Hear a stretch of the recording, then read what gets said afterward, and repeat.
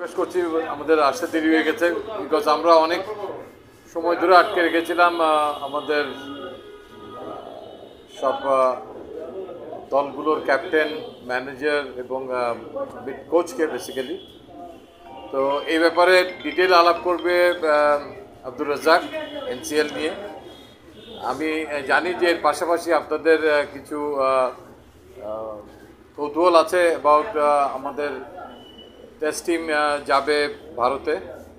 তো আমরা আমাদের কাজটা সেরে ফেলেছি এবং ক্রিকেট অপারেশনসের দপ্তরে আমরা আমাদের দলটা জমা দিয়েছি এবং আপনারা জানেন সেখানে একটা প্রসেস আছে, যে প্রক্রিয়ার মাধ্যমে সেটা একটা পর্যায়ে বোর্ড প্রেসিডেন্ট সাহেবের কাছে যাবে দলটা, এবং তার অনুমোদনের পরই বেসিক্যালি এটা মিডিয়ার মাধ্যমে অ্যানাউন্স হবে, এবং মিডিয়ার মাধ্যমে অ্যানাউন্স হওয়ার পরে আমাদের নির্বাচক মণ্ডলীর তরফ থেকে আমরা কেউ একজন হয়তো প্রেস মিট আপনাদের সামনে এই দল নিয়ে কথা বলবো, আপনাদের প্রশ্ন নিব।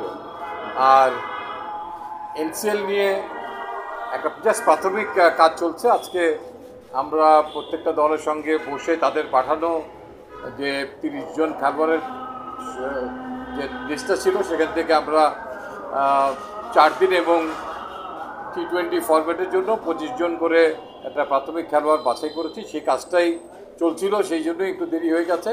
তো এটার আদ্যপাদ্য নিয়ে আমার সঙ্গে আমার ন্যাশনাল সিলেক্টর প্যানেলের আব্দুর রাজ্জাক আপনাদের সঙ্গে কথা বলবো, এবং আপনাদের যদি কোনো প্রশ্ন থাকে সে প্রশ্নটা উনি নেবেন। ধন্যবাদ, আমি হ্যান্ড ওভার করছি।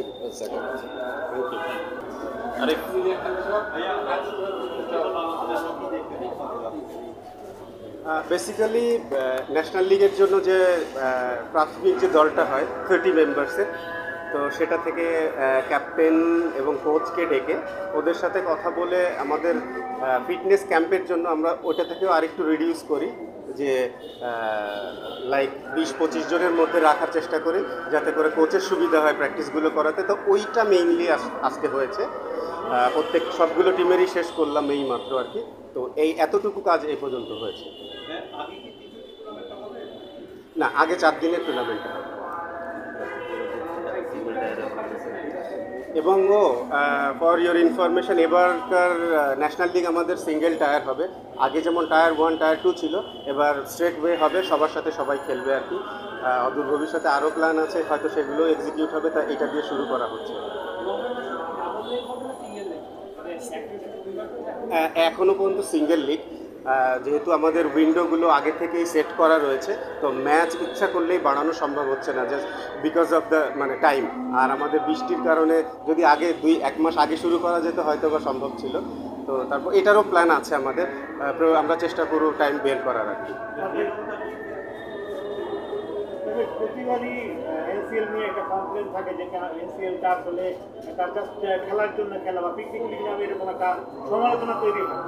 এই জায়গাটা থেকে ঘুরে দাঁড়ানোর কী পরিকল্পনা থাকার চেষ্টা আছে?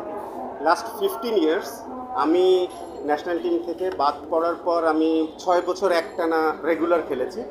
আমার কাছে মনে হয়েছে বাংলাদেশের বেস্ট টুর্নামেন্ট হয় এনসিএল। এই কথাটা কথায় কথায় উঠে এসছে, বিকজ আপনি খেয়াল করলে দেখবেন 80% ম্যাচের এখানে রেজাল্ট হয় এনসিএলে।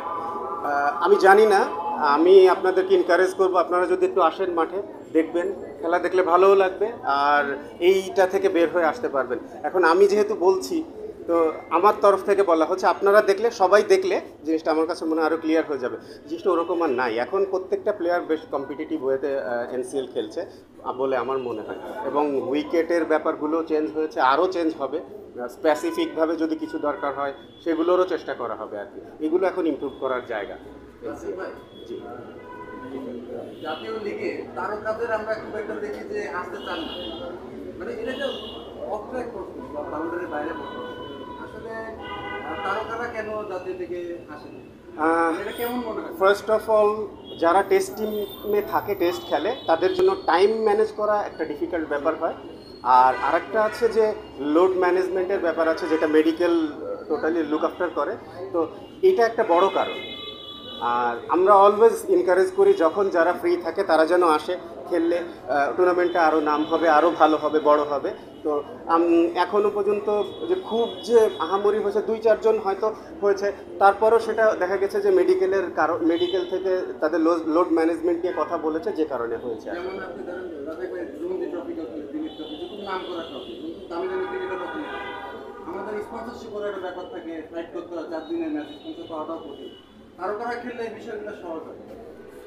এইটা আসলে মার্কেটিং বিভাগের ব্যাপার, হ্যাঁ, ওনারা ভালো বলতে পারবে কি হলে সুবিধা হয়, কি হলে। বাট আমরা এনকারেজ করি সবাইকে খেলতে, এবং আশা করি সবাই খেলবে যারা সুযোগ পাবে। আর আরও একটা আছে, এবার আমাদের তো নতুন এনসিএলে কিন্তু T20 ইনক্লুড করা হয়েছে, যেটা আমাদের আসলে বিপিএল ছাড়া টুর্নামেন্ট আসলে ছিল না। তো যেটা চিন্তা করেই করা হয়েছে যে বিপিএলের আগে এনসিএলের 4 days ভার্সনের পরেই আমাদের T20 টুর্নামেন্টটা হবে। ওকে,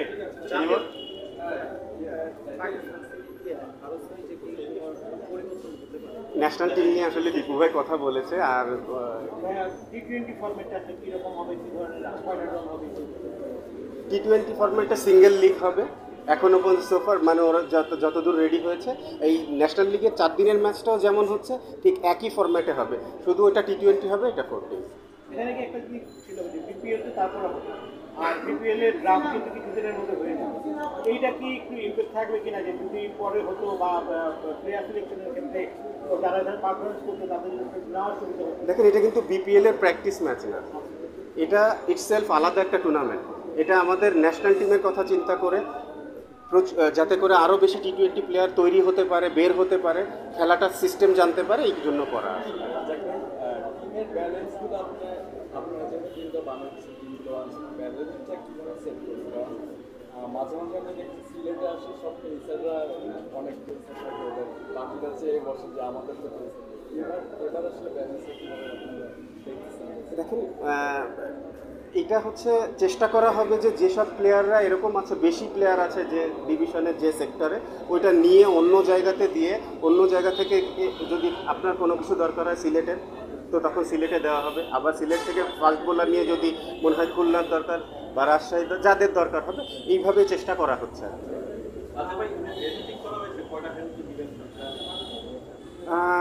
এখনও পর্যন্ত যেটা আমি জানি যে আমাদের যতগুলো ভেন্যুতে ন্যাশনাল লিগ হয় সবগুলোই করা হয়েছে। তারপরে আমাদের যেহেতু সাউথ আফ্রিকা সিরিজ আছে, টেস্ট সিরিজ, তো ওইটার সময় হয়তো একটু যে ওইটার ডিসাইড হওয়ার পরে ফাইনালি জানা যাবে এনসিএলটা কী হবে।